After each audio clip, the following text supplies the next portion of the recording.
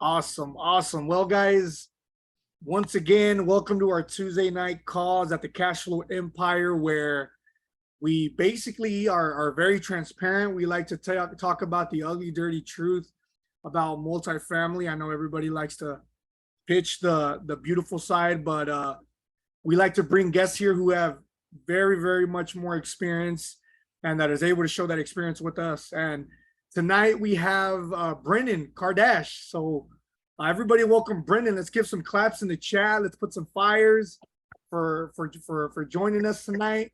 And really quick, I'm going to give him a quick intro. So Brenden holds a Master of Science in Finance from the University of Florida and possesses extensive experience in the financial sector with a focus on asset management and commercial real estate. He began his career in trading CMBS securities at a broker-dealer in Fort Lauderdale, Florida, before transitioning to buy-side asset management at a prominent mutual fund in Los Angeles, California. There, he gained expertise in CMBS trading, underwriting, and bond valuation. Upon returning to Miami, Florida, Brenden joined a commercial real estate loan originator as a security. I can't say that word. Say it. You're good. You can do it. Securitization. Let me see. I lost my train of thought. Securitization specialist. He has since leveraged his vast network of connections from lending, brokerage, and sponsors to establish himself as the president of Easy Close Capital. The company specializes in commercial real estate debt acquisitions and has successfully closed deals in various sectors, including restaurant, refinancing, triple net lease bank properties, and medical office bridge financing. Under Brendan's leadership, Easy Close Capital has evolved into a specialty lending platform focused on commercial real estate. The company is continuously expanding its services and aims to become a full-service balance sheet lender in the future. Holy crap, guys! This is a hell of a resume, Brenden. Like, how did you manage to do all this, man? How did you start this journey? Yeah, so I started the journey in, like you said, at the broker dealer. I was out here in Fort Lauderdale. I was fortunate enough when I was in college at the University of Florida, I interned on buy-side asset management. So I got an understanding of bonds and yield, convexity, duration, and stuff like that. Shortly after working at that broker dealer, I transitioned full-time to working on the buy-side asset management spectrum in LA at a mutual fund. I started out doing risk scenario analysis. So, we owned a bunch of bonds, which are basically just instruments backed by loans. And I was valuing the loans, whether it was residential or commercial real estate, and making sure that, whatever scenario came about in the economy, that our portfolio looked good. Eventually that transitioned to me specializing in commercial real estate. So, I have hundreds of billions of dollars worth of commercial real estate underwriting experience because the bond market is really large. So, a single bond issuance could be up to, upwards of $1 trillion, 500 billion, $600 billion. And when there's so much commercial real estate underlying it, you have to create a systemic way of, underwriting these types of instruments. I learned a lot from that. And it transitioned to, working at a private lender here in Miami when I moved back to the great state of Florida. And after that, I decided, with all my connections and the leverage I had from that, to just open up my own firm and help borrowers that I've met and, brokers that I've met and other people to get together and, get good loans done. Wow, that's unbelievable. And guys, to tell you, yes, just 25, Brenden? Yeah. How old are you? 25 years old, though. Unbelievable. I mean, the first time I met him, I said, wow, that guys need to be on our call because he's going to bring so much value.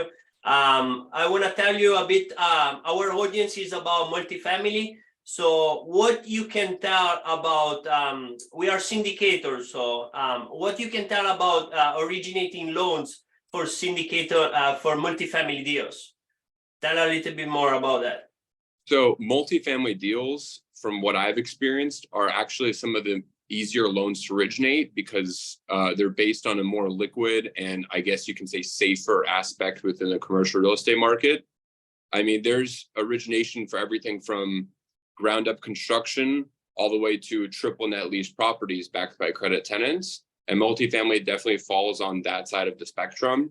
So when it comes to getting debt for a multifamily property, even a development deal, you know, you're going to see a lot more responsiveness from lenders, more compressed rates, typically higher leverage, things like that.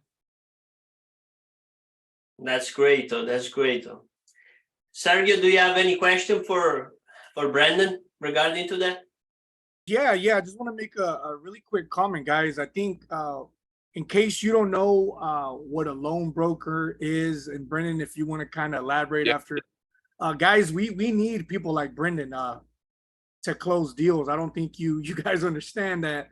You know, we talk about the importance of having a team, and that's having the broker himself, you know, kind of helping you negotiate from the seller. You got, you know, loan brokers like Brenden, and you need people like Brenden to help you close these deals. Brenden, in the sense of the whole multifamily aspect, how would you be able to, let's just say somebody on this call were to reach out to you here in about a week and say, Brenden, I got a deal. You know, how would you be able to help someone on this call close a deal or guide us the right direction? Definitely. And I'll give you a real world example I just dealt with recently. Without giving up too much information, there was a very large, you know, multifamily property recently in Sunrise. I had met a sponsor. So when I say sponsor, I mean a potential borrower, a buyer of multifamily. A potential buyer had come to me to try to help them place debt and get them a loan on a potential purchase they were going to make. They were about to go into the contract phase for this property in Sunrise. I was able to secure them very favorable financing at about 5.5%, you know, decent leverage within the 60% range.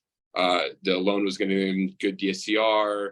It was 7-year term, 48-month interest only. And the sponsor ended up falling out of that deal because they took a contract on a different property.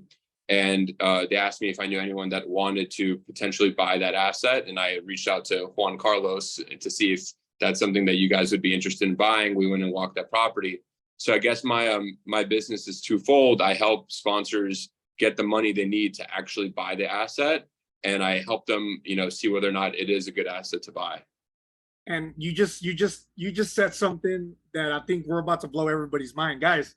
Knowing people like Brenden and having relationships with people like Brenden, I don't know if you guys listened clearly, but he said, listen, you know, this deal fell through with another sponsor. So Brenden is basically, he has true off-market deals or deals that he knows in the back end that are falling through, that if you have a great relationship with him, he can come and call you and be like, hey, just like he called Juan Carlos, I got this deal. Like, what's up? It fell through.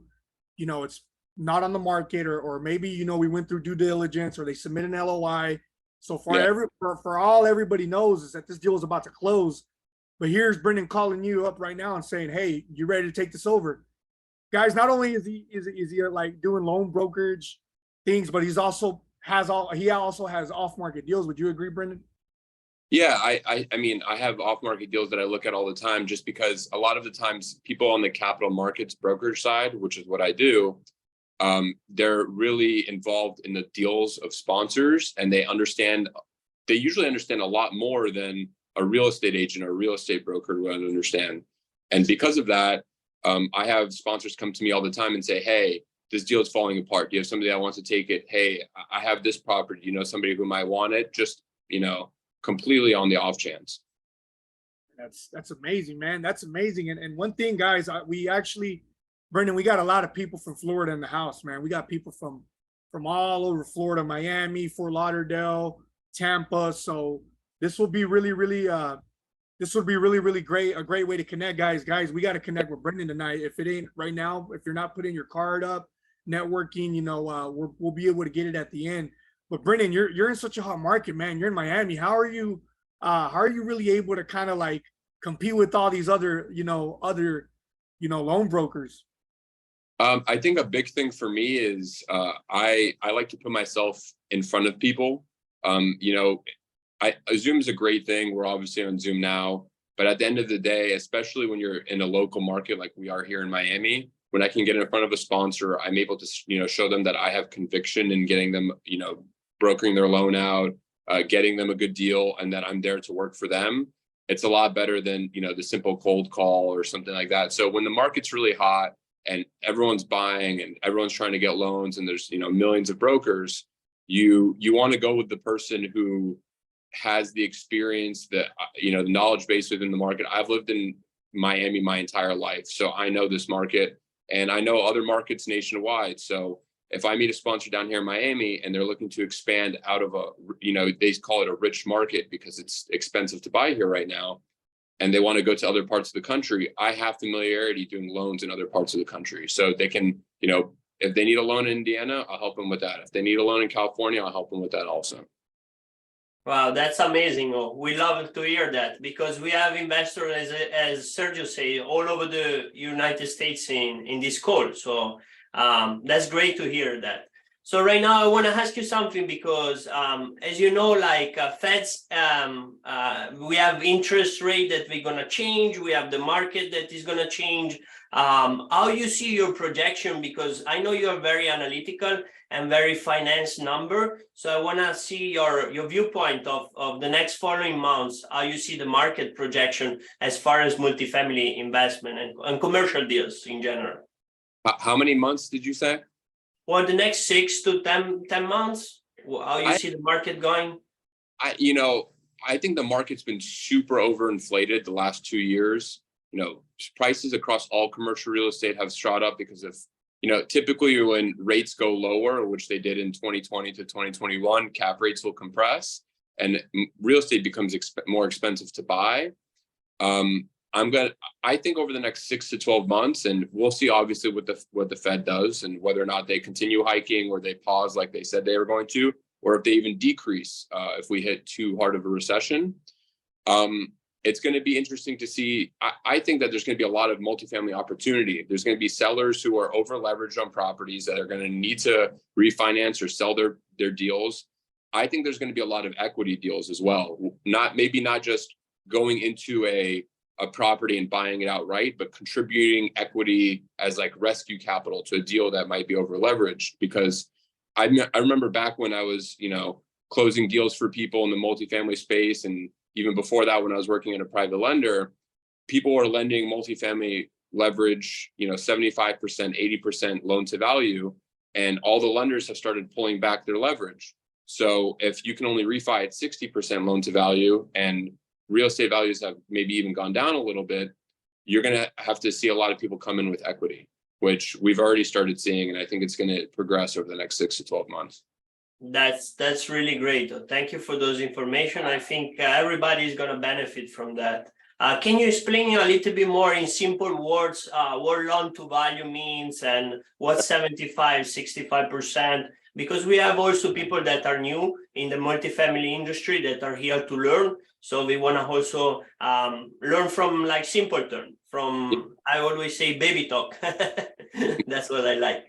So whenever I talk about loan to value, I'm talking about, if somebody goes out and buys a property for $10 million and they get a $7 million loan, that's 7 divided by 10, which is 70% loan to value.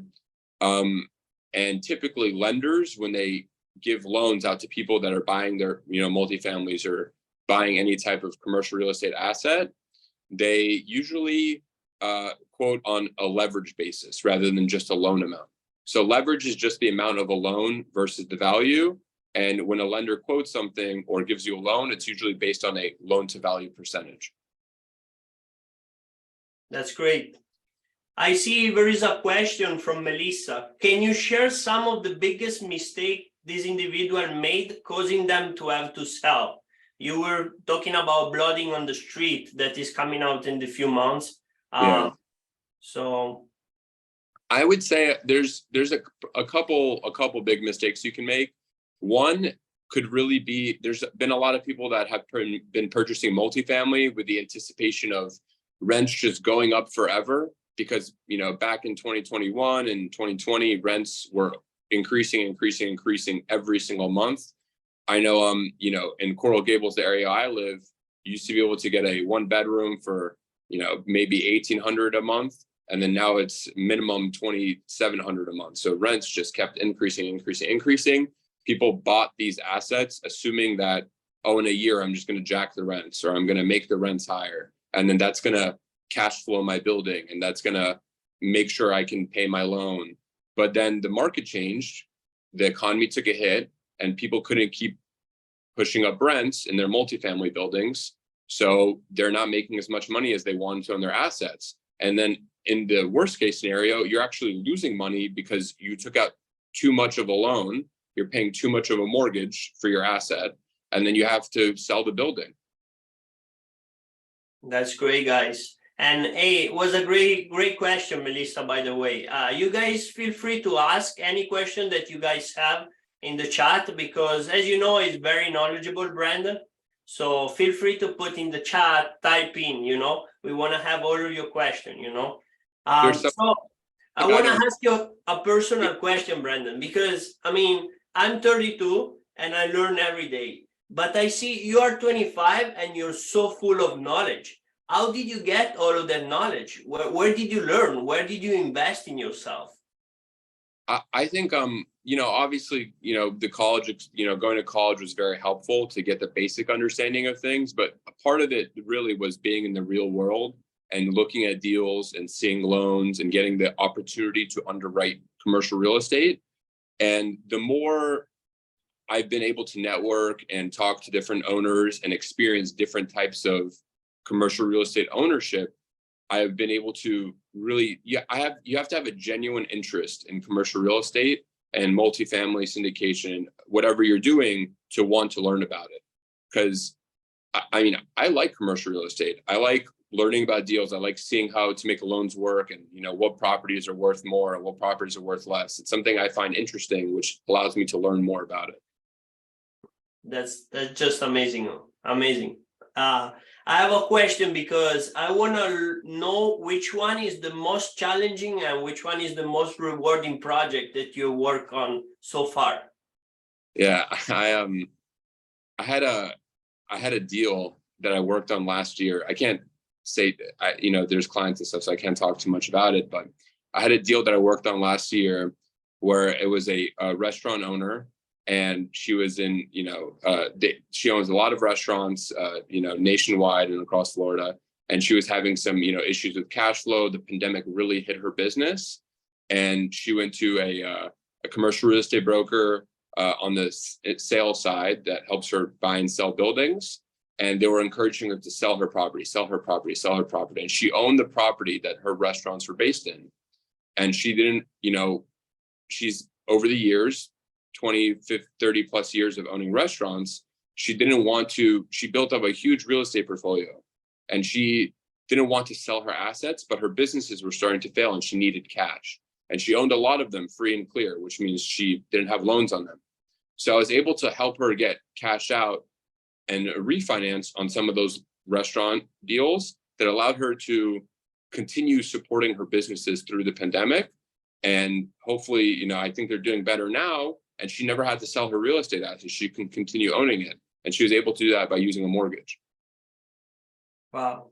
That was amazing. We have another question from Yoshira. Any advice for us to starting in multifamily, such as how to go about a loan when we are a beginner? What do you guys look for?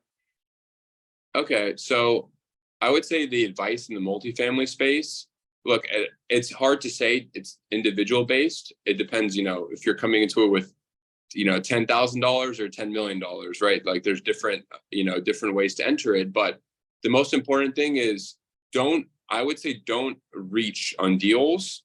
Do things that are within your range of cash flow, where you have enough liquid money that if a deal goes south, you can support it. If a deal goes north and it does well, then that's great. But you don't want to lose on your first deal. You'd rather continue, doing well. I think that's a very savvy answer. And also, you guys know that the Cash Flow Empire and the people that are here, we always help you.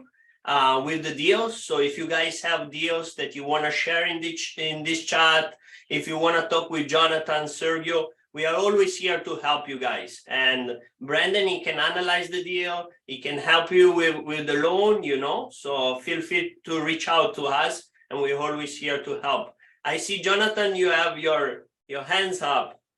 Yeah, let's go. Thank you, David and Brenden, man. This is awesome. I'm here taking notes, man. Appreciate that you sharing your knowledge and provide value for everybody. But my question is, okay, let's say I find a property, right? So I know I need to meet some requirements, right?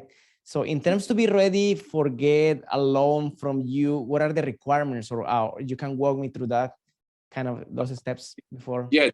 And it's all, I always say it's deal by deal specific, you know, what kind of loan you're looking for, what the asset is. If it's a Class C multifamily and you're trying to rehab it, you might want to do a rehab construction type of loan, which then I would need, you know, a development budget, what the current occupancy is, and a projected pro forma. So the financial projections after you do the work.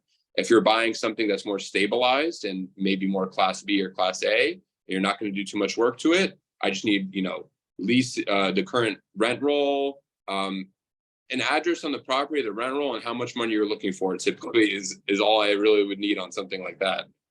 Perfect. And from the sponsors, let's say, what kind of documents do we need to have ready, or what are the requirements in terms of liquidity or balance sheet and stuff like that? So, you know, obviously a PFS, a personal financial statement, would be helpful in making the lender feel comfortable knowing who you are. Any sort of previous experience you have. A resume is always, you know, sponsors don't do this enough. You always want to have a written background and a resume handy. Even if you aren't super versed in multifamily, if you were an engineer before and you were doing good as an engineer, write about that. If you know, worked as a waiter and you saved up a bunch of money and now you want to own multifamily and you've been learning about it for 3 years, write about that.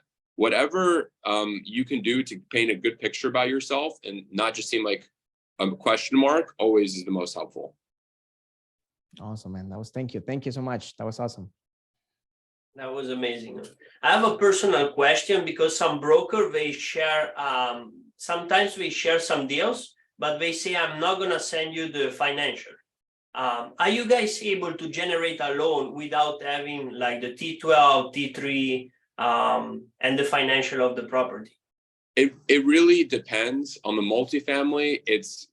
I would say minimum you should probably get T12 to get an idea of the loan, but depending on the size of the multifamily, if it's like a Class A again and not a, you know, development or something, you know, more esoteric, you can get away with an address and comps in the area. So you can show market rents in that area if you just know an occupancy number and then expected expenses.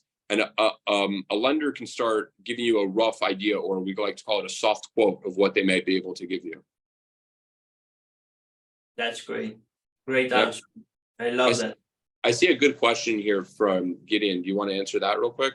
Go ahead. Go ahead. You can answer. It's Yeah. your audience. It's our audience, but your audience as well. So yeah, you need to read the question. And we have a great audience because we ask great questions. And thank you guys for contributing, because we are here for you guys. So there's a deal here, or two questions here. One is for fix and flip loans, which I've seen a lot of, and I've closed a few of those myself. What terms are reasonable in today's market? Loan rate, setup costs, etc. The fix and flip loan market has always been very, you know, very high leverage. There's lenders that have always been able to get aggressive. You know, 90% loan to cost, which is a little different from loan to value. Loan to cost just means that they take the whole cost of the project, buying the land, all the rehab, and they will lend 90% of that, right? So in the current market, I would say lenders have pulled back a lot. If you want to work with a good lender, it's going to give you good draws, and you know, they're going to take care of you. I would say keep it at like 80% loan to cost is what they're expecting. And loan rate can be anywhere from, I've seen close as low as 8.5% all the way out to 13% on those loans. That's a great question. Thank you, Gideon, for asking that question. There is another question from Gracinda. Have the recent deals you have closed been below price? If so, what is the discount percentage? So I've been working more on refinances recently because market's been stalling out a little bit. There's been a lot less purchasing, but out of the 2 purchase deals that I've worked on, I don't think that they've been at discount. I could see that some multifamily is going to start trading at discount, and I already know it has just from conversations with other brokers and other owners. I can't really give you a discount percentage. I don't want to be too misleading or anything like that. So, but yeah, I do think that there's gonna be recent deals closing below asking price. That's great. That's great. Gracinda, did you get your answer? Sure, thank you so much. Our pleasure, our pleasure. I see Helen, she raised her hand as well. Helen is part of the team, by the way. Hi, Hi, everyone. Helen. How you guys doing? Hi. Hello. Hi. Yeah, I just have a quick question. Well, you know that in real estate, there are so many options in commercial, like offices or maybe RV parks, storage. How do you see those properties in comparison with multifamily in the way from the lender's view? You know, like, is it safer than other ones, or if it is yes, why? Yeah, so I mean, I think multifamily is definitely still the safer option in the lender's view. Industrial warehouse has always been a really good option for lenders as well. They tend to get maybe in the current market a little bit more aggressive on those. But multifamily, look, the way I think about it is very fundamental. People always need a place to live, and we have a shortage of that in major cities across the US. So multifamily is always going to be necessary, and people are going to, lend more to things that they feel like are super necessary versus office, which is a little bit less necessary nowadays than multifamily. Thank you so much. Yeah, of course. Thank you, Alan, for jumping in. I see Jonathan is super active. Jonathan, what's going on tonight? Let's go, guys. Let's go. All right, man. So, Brenden, so it's going to be like 3 questions, but one is following the other one, right? So, do you invest passively? Do I invest passively? Yes. Yes. What kind of assets?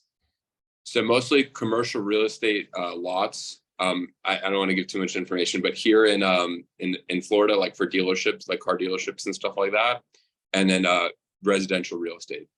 Awesome. And what kind of returns, or what are your investment box? Like, what are you looking for before you invest passively in a deal? Yeah, when I look to invest passively, I don't really care too much for high, IRR or like more adaptive reuse. I just want something that's going to clip coupon. So like I just, if it gives me good cash flow and I'm able to buy at a decent price, which lets me get a lower mortgage and therefore better cash flow, that's what I care about. So you mean that you invest with other or syndicator or somebody else when you are truly passive? So everything when I thought you asked by passive investment, I didn't think like I didn't think of as a passive investment in somebody else's vehicle. I on my own. When I say passive investing, it's such a simple, it's like a long-term lease. I'm really working there's property management. That's what I thought you meant by passive. Awesome. Yeah. That's clear. Thank you so much. That was good. That was good. That's a great conversations, guys. Melissa, you got a question? Yes, quick question. So what are some qualifying factors and disqualifying factors for multifamily loans and everything? Yeah, so that also, again, depends on the deal. But on the higher end, like if you have very low liquidity and you don't have too much cash in the bank, they don't want to see you, buying $100 million multifamily building, because if something goes wrong, it's going to be hard for you to take care of it. But I would say disqualifying factors: don't commit fraud. Don't do bad things that bad actors might. Yeah, right. Just don't commit fraud. And make sure that if you're buying an asset, that if you have less experience, you've thoroughly underwritten it, so that when you go to a lender, there's no questions. It just makes sense. They see it makes sense. They know that you that you found a good deal and it makes sense for you. And then there shouldn't, there's not too much else that would disqualify you from getting that loan. If the asset makes sense and the loan makes sense, you might not even, be too necessary in the transaction sometimes. That's amazing. Great answer. Great answer. I have a question. What's the difference if the people, let's say they have a deal and they want to go through the banks instead of choosing you? Why you tell them to choose you instead of the bank? So there's my opinion on that is like, I'll give you an anecdote, right? Like another reason. If somebody somebody who works in finances and picks stocks and they work at an equity firm, if they make a lot of money, yeah, they can go out and pick their own stocks and deal with their own portfolio on top of working their own job, or they can go to a wealth manager. And basically all you're doing is paying the wealth manager a small percentage and they take care of that for you. You make it their full-time job to worry about that.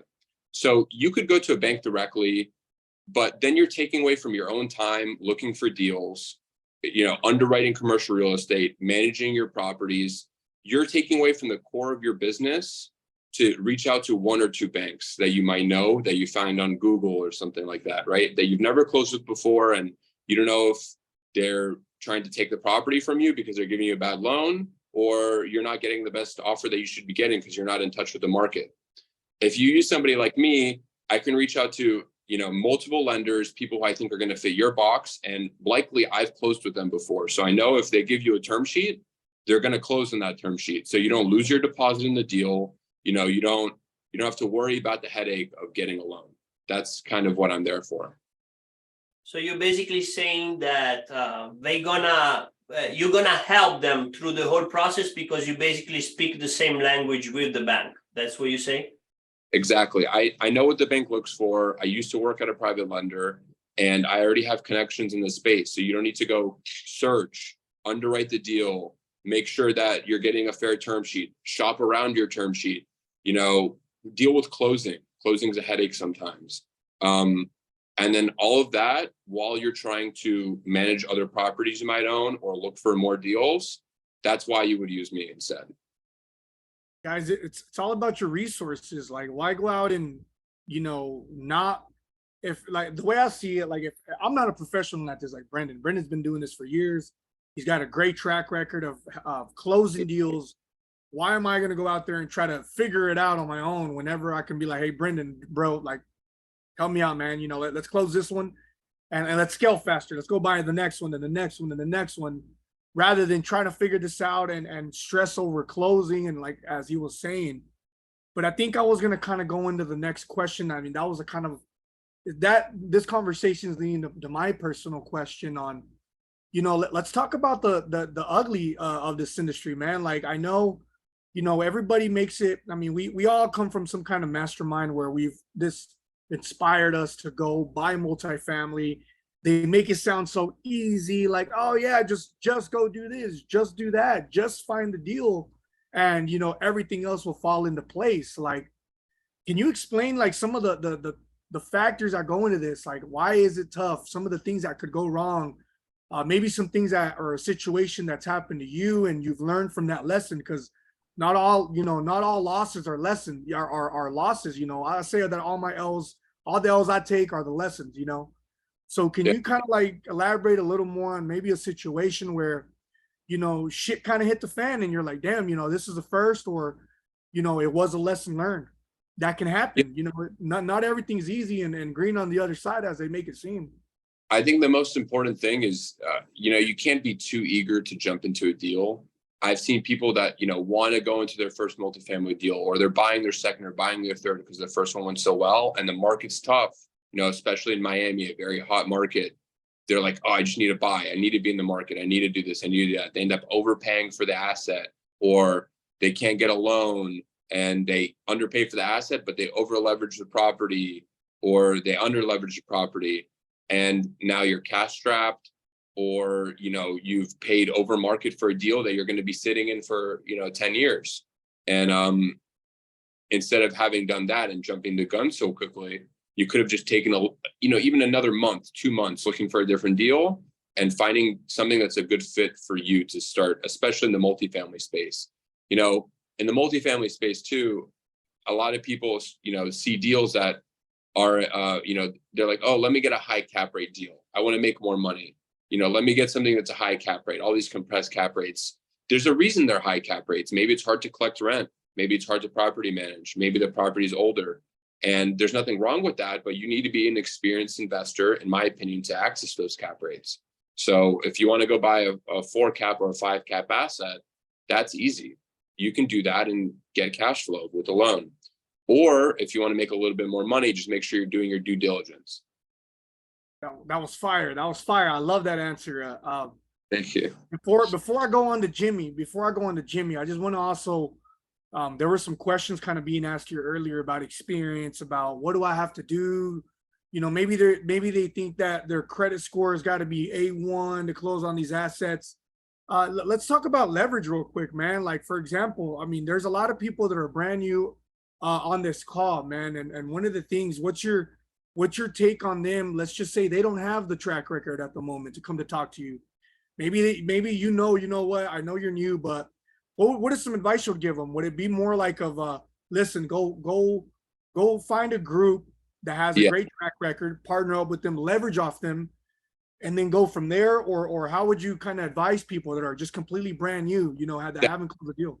That's exactly what I would do. I mean, I don't care if you're, you know, you have a bad credit score, not a penny to your name, or you have hundreds of millions of dollars sitting in the bank account, but you did something completely different. Before you go do anything, especially to start investing in commercial real estate and multifamily, you need to find somebody to mentor you, find a group, you know, find somebody that you can learn from, that you trust, that is going to be able to bring you the value, which is the knowledge, because the knowledge in commercial real estate is what I've seen makes people deals. It's not just, you know, anyone can come in and throw money around and own real estate, but they might end up losing in the long run or even the short run. But if you know, find somebody who knows what they're doing, has previous experience, you can even get them to, you know, if they trust you, co-sign deals, be part of their passive investments at first. Let them teach you what it's like to passively invest in a vehicle, and then buy your own multifamily later on, a year or two after that, maybe 3 years after. But the knowledge is important, in my opinion. I love that answer, guys. And I wanted to ask that because I know, man, to me, this is one of the most important calls that we've had so far, because, you know, we're all in these positions where, like, how do we get loans? Everybody's like, oh, I need to get a sponsor. I need to get a sponsor. You are correct. You do need a sponsor when you're brand new at this. And Brenden is the one that helps the sponsor close these deals, is what we don't understand. So we're having such a great conversation tonight. And I don't want none of y'all to get discouraged tonight. I don't want none of y'all to think, you know what, I don't make enough money. I can't do this. I'm not able to do this alone. For one, you can do this alone. Now, whether it's with us or with anybody, you heard Brenden say, you got to find somebody, find a mentor, leverage off of them. Just because you don't have the credit score, just because you're not making 6 figures yet at the moment, doesn't mean that you can't go close on these deals or go sit at the table. You know, go leverage off of other people's experience and contacts and network. Brenden, I appreciate that, man. That was awesome. Jimmy, what's up? Jimmy from Seattle. Say it, Good brother. To see you. Good to see you, Jimmy. How's everybody? How are you guys doing? Hi there. Hey, Brenden, thanks for all the nuggets here. Just quick question, going back to you were mentioning something earlier. What are the biggest red flags that you have seen for deals that from the lender side that was just absolutely this is not a good deal, right? Yeah. So it help a lot of people just kind of. So, and this is from the lender side. The lender's always worried about risk, and the name of the game in risk is leverage. So if you're going to a lender, you have no previous experience, and you're looking for 85% loan to value, a lender's not going to like that. And typically, you know, 1 in every 1,000 times, you might find a lender that's going to lend at that kind of leverage, and they'll give you a high rate to do it. But that's not good for you as an investor for that loan. It's better to buy, you know, a cheaper asset or something else, you know, higher cap rate deal, than have to, you know, deal with a loan that's too strenuous. And the lenders they don't like the high leverage, and they also don't like Another red flag could be you going again into a deal without too much knowledge. They want to be able to ask somebody like me a question, and if I don't already have the answer to it, you have the answer to it as a sponsor. So if they ask for, okay, what's your expectation for next year's market rent in that area? And you've already looked at it. They don't want to see a sponsor come in and say, oh yeah, we haven't really taken a look at rent comps, or we don't have an idea of where rents might be in a year from now. We just are buying it now. Do you see where I'm coming from? Man, that was good. Yeah. That was good, man. Know your shit, guys. Like flat out, right? Right, Brenden? You got to know your shit. Your projections got to be, you know what? This is what we're going to hit. We're obviously don't ever say you're going to promise or guarantee. Yes. You got to have a great idea that, you know what? We're projecting that we're going to hit these rents in a year, 1 year, 2 year, 3. I'm assuming, Brenden, back me up on here. That confidence is going to be like, you know what? Let's go to work. Let's do some business together. Correct? Exactly. It's, if you start a business, you're not going to just start it and then not have an idea for the future. And buying real estate is like owning a business. You want to make sure that you have an idea for the future. And if a lender sees that, they're confident in you to help you close, you build that relationship. And then you might not even need me one day. You have that lender to go to in the future. And hopefully you use me for other deals. But if not, that's great too. Nice. Melly, if you wanna jump on next. Yeah, just a quick question. I understand that you guys will do y'all's own underwriting whenever we provide you guys with deals and everything. So what are some of the key points you guys look for when receiving these deals apart from leverage? Yeah, so especially on the multifamily side, you're really looking at DSCR, which is debt service coverage ratio.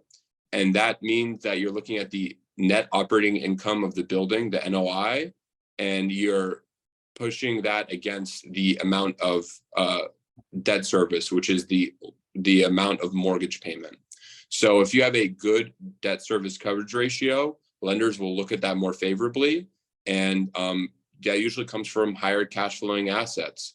So if you could get a loan at 70-75% loan to value, but you need to make sure that your debt service coverage ratio will be, a 1.25 or a 1.3. You can't just, expect to get high leverage. And then because of the high leverage and your high mortgage payment, you can barely afford to pay the loan. A lender is not going to like that. Nice, guys. Really quick, let's get some fire in the chat really quick, guys. This is some gold nuggets tonight. He's dropping some bombs, and it's a really great call. I'm enjoying this a lot. It's just for having me on. Man, not a problem, brother. And it's just, this is the stuff we don't hear. We don't hear this kind of stuff. Nobody tells you this. Nobody gets the opportunity to talk to people like you. So let's show before we go on to Kirby's question, guys, let's show some love to Brenden and just for being here tonight, for taking time out of his night tonight. He could be doing other things, but he decided to be here with us. But thank you, guys. Thank you, man. Thank you so much. And Kirby, Miami Realtor, man, what's up? Welcome. What do you got for us?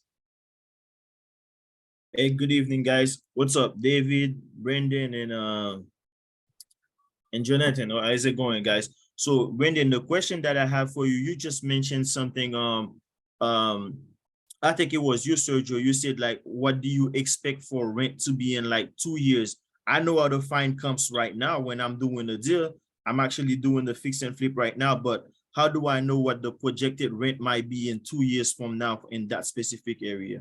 Yeah, so the answer is you can't know. I mean, if you know, tell me, we're going to make a lot of money, right? That's great. Let's go. So we're just speculating? Yeah, you can't know, but you have to speculate. And when you speculate, you need something to back it up. So say, rents in the surrounding areas have been dropping. So it can even be dropping rents, right? I say rents in the surrounding areas have been dropping. I think it'll drop a little bit the next year or two, but the deal still works at those lower rents.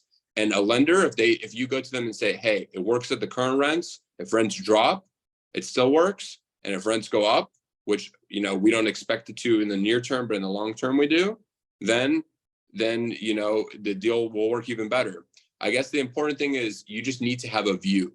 You can't have a lender, ask you questions and, give them pro forma and just have, some basic stuff there and the rent stay flat for 10 years. You can't do that because it's not how it is in real life, So in that case, it would be a good idea to find like up and coming neighborhoods, right? People where they are building new stores, Chick-fil-A's and stuff like that. This would be a good idea. We can expect rent to increase, right? Yeah, I would agree. I would think that if you're looking at areas that are up and coming, going to be more people moving there, there's going to be more rent going up. So a good way of saying, oh, I think rents are going to go up next year is because I know a lot of people are moving there. Yeah. Or let's say you're buying a multifamily in, San Francisco or something where people have been moving away recently. You can say, oh, people have been moving away, so rents might go down, but this deal still works because I'm getting it really cheap. You see where I'm coming from? Gotcha. Thank you. Perfect. Thank you, Kirby. Great to see you, buddy. Likewise, bro. I'll see you again. Great question. And keep coming in every Tuesday, We want you to be here. That's great, though. Hey, talking about that, Brenden, I know you underwrite a lot of deals. Are you considering yourself a conservative underwriter, or you consider yourself more like medium? No, so since I come from, bonds and fixed income, I have just naturally always been very conservative in my underwriting. I always think it's better to be conservative and be safe than sorry. Some people don't think that way, and I think that's fine too. It really depends on the deal. So I would say me personally, I'm definitely more conservative. I want higher DSCR. I want lower loan to value. And, I'd rather syndicate equity than get too high of a leverage and things like that. I like that a lot. I like that you said that. I just maybe really quick. What's your take?